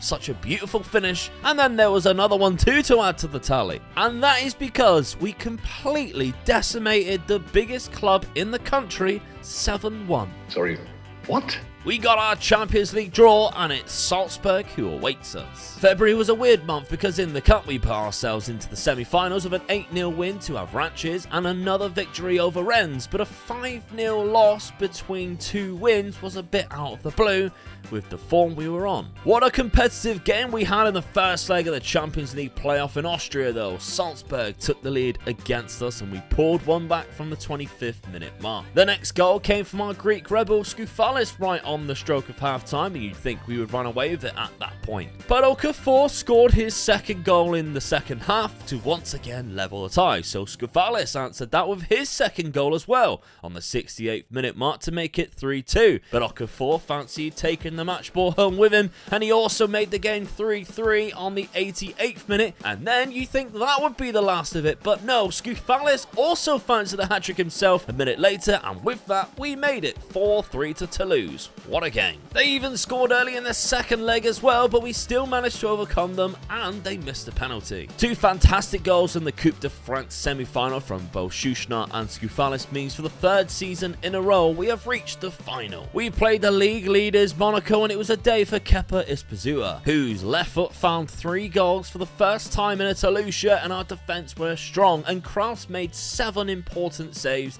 to send Monaco off the top of the league. And with 3 more wins this month and only conceding 1 goal in the process, it's no surprise that it is us filling that top spot as we head towards the end of the season, and Alphonso places who is 10 goals ahead of Mbappe in the Golden Boot. In the Champions League, it was Man City who visited us in the round of 16, and before we knew it, we were 2-0 down from a Kimmich free kick and a Haaland strike. But I don't know how we did it. We fall behind and we somehow claw our way back into the match, and after being 2-0 down and 3-1 down, we find ourselves 4-3 up until Murat Kaya equalised in the 84th minute. But in the second leg, we went to the Etihad and we smashed and grabbed. We faced 26 shots, 10 of them on target, and yet we came away 2-1 winners and sent ourselves through to the quarterfinals after winning 6-5 on aggregate. And of course, it's PSG who we face in the quarters. Ooh, how convenient. More league wins and 1 draw, including this fantastic win against Lille, including an unbelievable 30-yarder from Nico Rack, and even Serbian midfielder Schuschnart filling in up front managed to get on the score sheet in a 3-0 victory. Quarterfinals of the Champions League then, and the 2 best teams in France, but the best player in the world opens the scoring. However, a defense splitting pass from Chukwueze finds Rodrigo, and just like that, it's all level. Alphonso Places was there though in the second half, advantage Toulouse. But whatever he can do, Rodrigo can also do, and it's a Desmond Tutu. Until an 84th minute Kylian Mbappe winner in this first leg. I'm a fighter and not a quitter. What a second leg though. We took the lead and levelled the tie through the man again. PSG came back though through an Illich own goal and peeked ahead. From kickoff, we attacked and Scoufalis put the ball away. And that man, Alphonso Places, in injury time of the first half, then gave us the advantage. 3-1 on the night. But what drama though, and still before half-time, Rodrigo scored in the 48th minute. And once again we are level. Unfortunately, it was not our day though, as PSG got a very late equaliser on the night through Sudakov and ended our Champions League journey this season. They haven't had the best of time in the league though, and with 3 games left, we are in the driving seat with Monaco 3 points behind and a cup final against Nice. And we put 4 past Montpellier in the following game, with Monaco also winning our attention goes to the cup final against Nice, when we were the most clinical we've ever been this season, and we really started from Schuschnart, who started the game up front again because of fitness problems and was involved in everything, winning man of the match. Not only did he open the scoring, but he also got an assist too and played a big part in quite a few of the 6 goals we scored, lifting the trophy in incredible fashion for the 3P. Schuschnart kept his position up front in the next game, but this game was all about Alphonso Places, who scored a lovely hat-trick against Saint Etienne in a 3-1 away win from home. But the most important goal happened in Montpellier, as the 94th minute equaliser can only mean one thing: we are once again crowned champions. 2 in a row for the league, with Alphonso Places picking up the Golden Boot. And an incredible goal tally this year as well. Lots of interest around both Cassou and Places, with £46 million in the transfer budget. And for now, the new board are buzzing to have me on board. Another league title, another Golden Boot, and our rivals down in the relegation playoff. 16th! We did win another Coupe de France, making that 3 in a row, but PSG knocked us out of the Champions League. Damn it, Carl! PSG actually went on and won the Champions League with a boring 1-0 win, with Kylian Mbappe scoring in extra time. He did also miss a penalty though, so at least there's that. He is atrocious, isn't he? Bids came in for Matteo Cassou and he signed a new contract. But I did release some flops, which I think is just important to show you, as some of the successes like Juan Jose, who I'm highlighting right now, developed lovely. Me seeing Luke picked a tactic with more strikers than midfielders and finding out it actually works. Yeah, why not? He has nothing to lose. Wow, this man really is going places. That's the comment of the series so far by Geordie. This is great banter. Although I have decided to change the tactic to a 4-3-3. I feel like in Europe we need to win that midfield battle, and putting another midfielder in there I think will really help us. And we have loads of midfielders to play, as well as Sakai, Dean DeLange wants some game time, and Fernando Rodriguez deserves a game or two as well. So with Schuschnart and Mendoza still around, it's good depth in midfield. But there's one problem. It's probably bad news for right midfielder Illich. And it wasn't long before bids came flying in for Richard Vincent. A very big offer for Mendoza. An even bigger one for Mendoza. Liverpool even tried to sign Kraus. I rejected them all, and just like this bid for Sabao, who I'm really not ready to sell yet. However, I did accept a £27 million offer from Benfica for Figueroa. He looks fantastic attribute-wise, but his contribution to goals is absolutely abysmal in comparison, so it was an easy decision. And in other news, club favourite Rykov is back in the league after signing for Marseille. We lost the Trophy de Champions to Monaco on penalties when Rodrigo's penalty was saved and Schuschnart's penalty landed in my back garden. And although in the opening day of the season we beat Lille 4-0 with 2 goals from Cassou, we went and lost to Rennes. No, God! New signings then started with a centre defensive midfielder we signed from PSG. A £10 million striker signing from Spain with great physicals. A backup CDM which I may have spent way too much money on from Braga. Although there were other transfers, this right back we signed, who could be the starting right back this year after he finishes the season at Newell's Old Boys in Argentina, is the last one I'm going to show you. At the start of September, we did suffer another defeat at the hands of Marseille, but a couple of slip-ups was nothing to worry about as we learned the new tactic. And I knew patience was going to be the key thing here when we absolutely smashed PSG 5-0 at home with 5 different goal scorers, and honestly, the goals were fantastic team goals as well. They struggled to get close to us at times as our movement was so quick and we felt like we were one step ahead of them the whole time. A fantastic win over our main rivals this early into the season is always good news. As well as a perfect performance in the Champions League against Porto. Scoufalis's finish was incredibly impressive, and once again the second goal came assisted from goalkeeper Kraus. What a pass that is for Alfonso Places, and to top it all off, CDM Lucas Mendoza fired in a rocket. Yeah, this tactical change was needed. This definitely would have been a game we would have thrown away before. It helps that our midfielders are chipping in with goals too, like this Red Star game, which includes 3 goals from midfield, 2 from open play, and a 4-0 away win. We are 3 wins from 3 in the Champions League so far.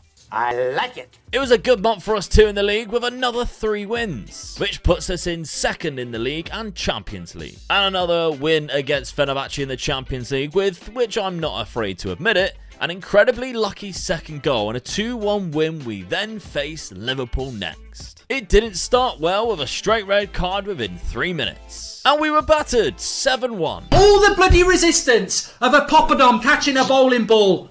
In the league, it was almost a perfect month, including a win over current leaders Monaco. And in the derby against Bordeaux, who survived the relegation playoff, we took an early lead through Cassou and controlled the game well, scoring 3 second-half goals to kill them off and win the game 4-0. A draw to Troyes was the only league points dropped, and we took over top spot with Monaco 6 points and a game behind. December started with a great away win to Strasbourg, and we continued that momentum against Lyon, who I genuinely think must be the team we've beaten the most since becoming Toulouse manager. After Cassou opened the scoring in the first half, Scoufalis went through and slotted in the second and last goal through Dahlberg's legs. Necknuts. From what I could find, the biggest Champions League result in one match ever is 8-3. Well, I raise you our 7-6 win at Benfica. Imagine scoring 6 goals and still losing.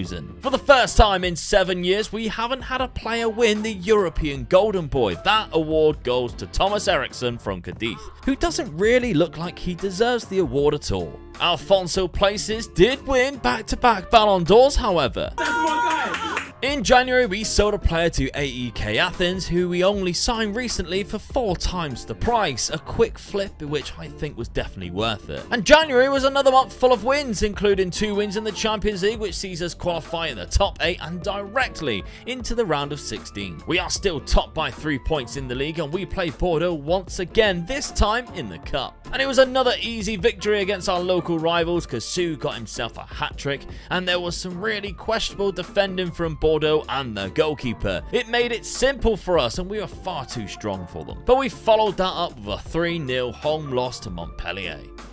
We also met PSG in this month and seen a goalless draw. Top of the league by a point by the end of February, and we've been drawn against Real Madrid in the Champions League and Rennes in the Coupe de France semi-final. Prepare for another epic encounter in the Champions League as Real Madrid score within 3 minutes, doubling their lead not long after and making it 3-0 before half-time. But in the second half, the goalkeeper gave us a gift and we started to believe, until Rafael Leao scored to make it 4-1. But then the ball dropped to Alphonso Places, who powered through against his old club and smashed it in, 4-2. In the 88th minute, Richard Vincent was played down the right-hand side but took the ball too far wide and had to cut it back, and luckily he found Ispazua, 4-3. And in the 91st minute, we robbed their defender and a squared ball was tapped in by Richard Vincent for the most almighty comeback, 4-4. The game took a lot out of us though, as we fell to a draw against Nice the game after. Second leg at home, and maybe it took more out of them than it did us. Alphonso Places scored within 14 minutes and Dean DeLange met a cross, and his glorious shot ended the cup tie, 6-4 on aggregate. Come on, man!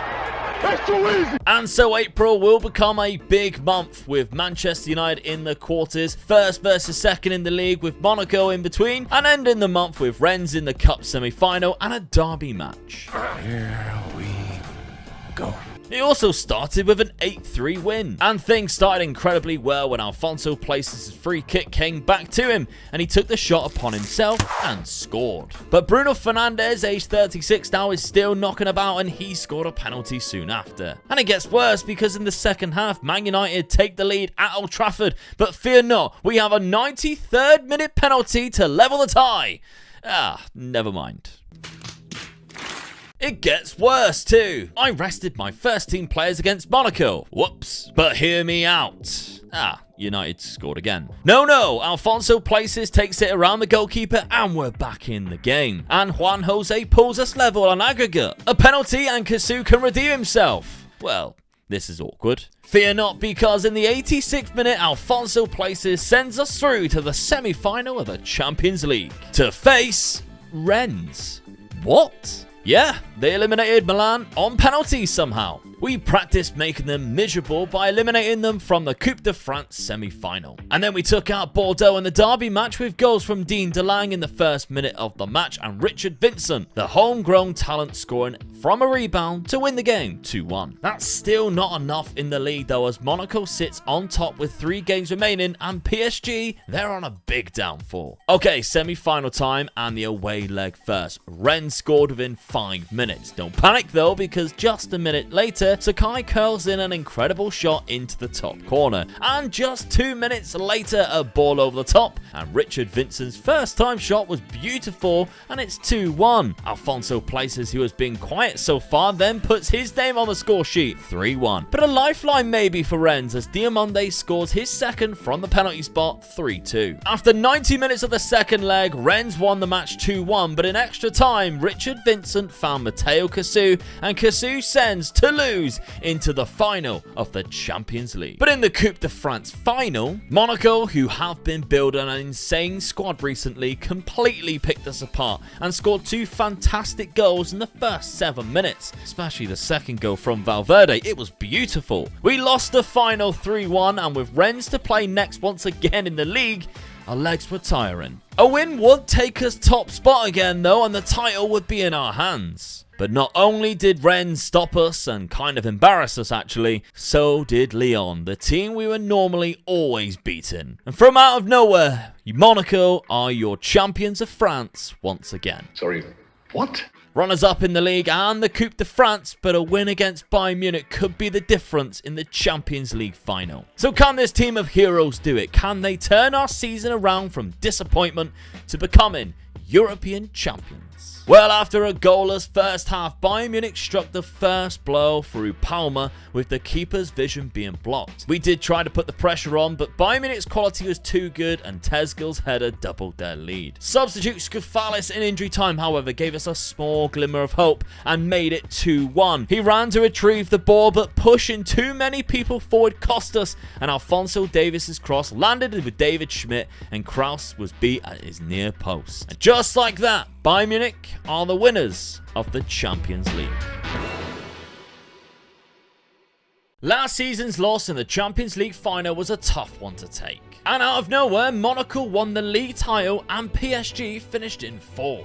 Sorry, what? They also beat us in the Coupe de France final too. My eyes are bleached. Welcome back to Youth to Gold. Our new board has put us in more debt than what we actually started with. How dare you? Richard Vincent scored 8 goals on his international debut for France. It was against San Marino, but still. PSG has a new manager. It's Jose Mourinho. I'm not feeling the pressure, no. You cannot put pressure on me. No chance. We had bids all summer for Cassou and Mendoza. But pre-season, the only player we actually saw was Illich for £15 million to Liverpool. And I brought in 2 players, including Argentinian number 10 Roland Martinez for £6 million and Arnold Levy for £11.75 million, aged just 17 at 6'2". This season started how last season ended, however, with Monaco beating us to trophies as they win the Trophée des Champions. And our first game of the season is PSG away, followed by Monaco as well.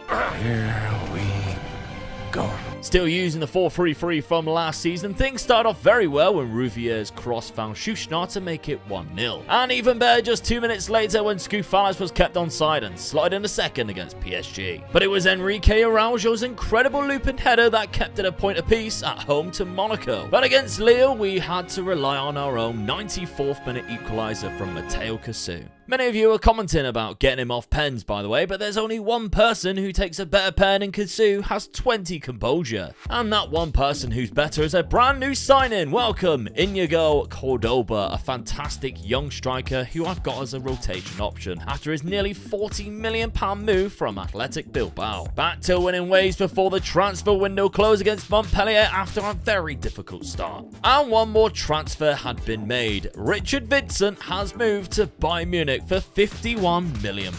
It does leave our squad somewhat small, but there's so many youth options we can call upon. It took him long enough, but Alphonso Places finally gets a mention in this episode as he bags himself a hat-trick in the opening game of the league phase of the Champions League against Rangers, with Matteo Cassou getting the other 2 goals in the game. A very tight first half in the next match against Gladbach, as even though Places put us in the lead, Gladbach came back at us and equalised. We did score before half-time after screaming for a penalty from Schuschnarr, and in the second half Cordoba put an actual penalty home, followed by an injury time 4th set up by Cordoba and scored by Alphonso Places. Our first league game of the month didn't go well as Juan Jose gave away a penalty and got himself sent off in a 1-0 loss to Lens. The penalty dinked down the middle by Lorenzo Colombo.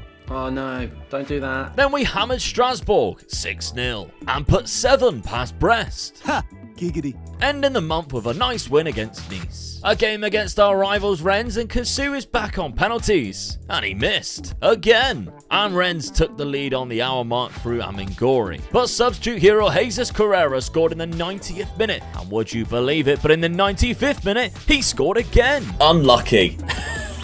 Let's not all get on the back of Cassou though, because he then went and scored while winning man of the match against Benfica in the Champions League in a 3-0 win. But the pick of the goals was definitely Fernando Rodriguez's outside of the boot finish. Beautiful. 2 more wins in September in the league and we are sat top with a game in hand and also sitting first currently in the Champions League. To prove he does score them sometimes, here's Cassou scoring a penalty in a 3-0 win against Lyon. Cheers, Jeff. We hosted Galatasaray next to the Champions League and introduced their goalkeeper to Alphonso Places. He wasn't stealing the headlines though, because Schuschnarr scored not just 1 from midfield, but a second before half-time. Galatasaray did score in the second half, but it just wasn't enough. A trip to Rome proved to be a bit more difficult when Lorenzo Pellegrini scored the opening goal. But Matteo Cassou is here to prove their haters wrong, and he equalised in the second half before setting up substitute Cordoba Cordoba, who came on for a very bad performing Alfonso Places. And with more league wins being added in and amongst the Champions League games, we still sit top of both competitions heading into the festive period, before losing to St Etienne in the following match with former player Delinga scoring the winner. Then we were knocked out of the first hurdle of the French Cup by Clermont Foot in a 2-1 defeat.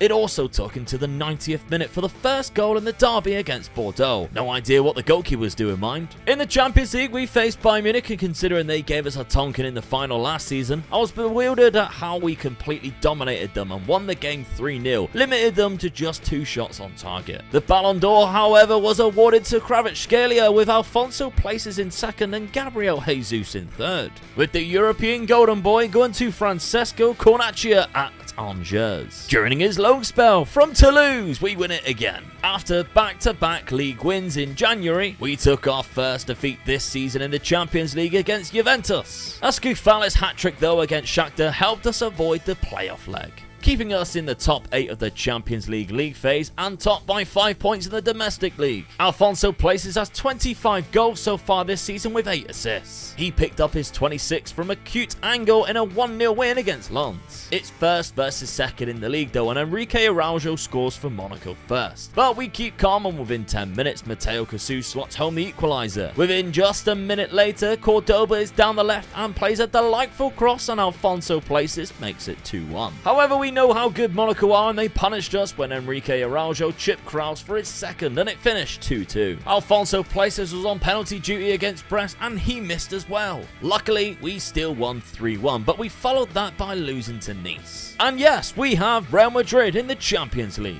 Unfortunately, we found ourselves 3-0 down at halftime at the Bernabeu and finished the match 4-2 down in the first leg. Don't do this! You can't do this! In the second leg, though, it only took a minute before Daisuke Sakai pulled one back for us. We needed at least one more, though, to level the tie, and we got that when Shushnar played in Mateo Cassou. And Sakai began running things, and in the 84th minute, he found Nico Rack, whose cross looped up for Alfonso Places to head in, sending us into the quarterfinals. We won all 3 of our league games in March, and suddenly we are 7 points ahead. But we next head to Anfield in the Champions League, and we warmed up to this match with a great win against Lyon in the league. The second goal by Dean DeLange was a corker on the volley. We rounded out the 3-0 victory in the second half with a goal from midfield once again by Shushnar. At Anfield, Liverpool intercepted the ball and scored within 3 minutes. However, Alfonso Places stamped his authority on the match and scored just a minute later. He then scored another before half-time, and he scored one more 4 minutes after half-time, and he got his 4th of the game in the 68th minute. 4 goals scored at Anfield, and yet we still didn't win the game. In the reverse fixture, it finished 2-2 after 90 minutes, but we gained advantage in extra time by Skoufalis. Our Dutch maestro midfielder Dean DeLange scored an outrageous curling effort to put us 2 ahead,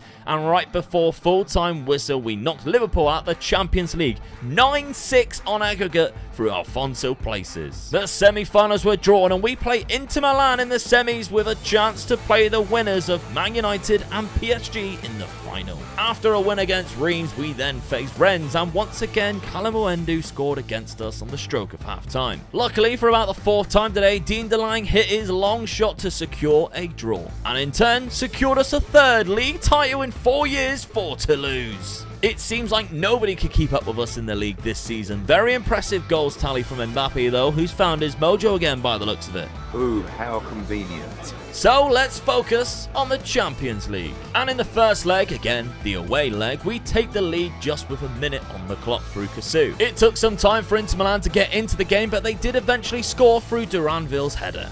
There's been a red card. But then the game got weird with a controversial second yellow to our centre-back Sabal. And yet, even with 10 men, we still got back ahead on the 86th minute when Sakai found Cassou for his brace. But with just a minute left on the clock, it looked like Inter Milan wasted their chance until they pulled it back for the incoming Nico to slot it in for the 2-2 finish. Damn it, Carl! In the second half, there was a completely different story, and it was just 12 minutes in that Juan Jose intercepted the defender and his cross deflected credited to Alfonso Places. Just 25 minutes in, and Sakai robs into Milan this time, and his through border Kasu is then laid off to Places, who looks like the angle is too tight for him, still scores. And just 2 minutes later, a long ball is nodded down by Alfonso Places onto the path of Kasu, and it's 3-0 on the night and 5-2 on aggregate. All Inter Milan could do was pull one back with 10 minutes left on the clock, but it was no good. We head to back-to-back Champions League finals. Our lead up to the Champions League final did not go well, with losses in our last 2 games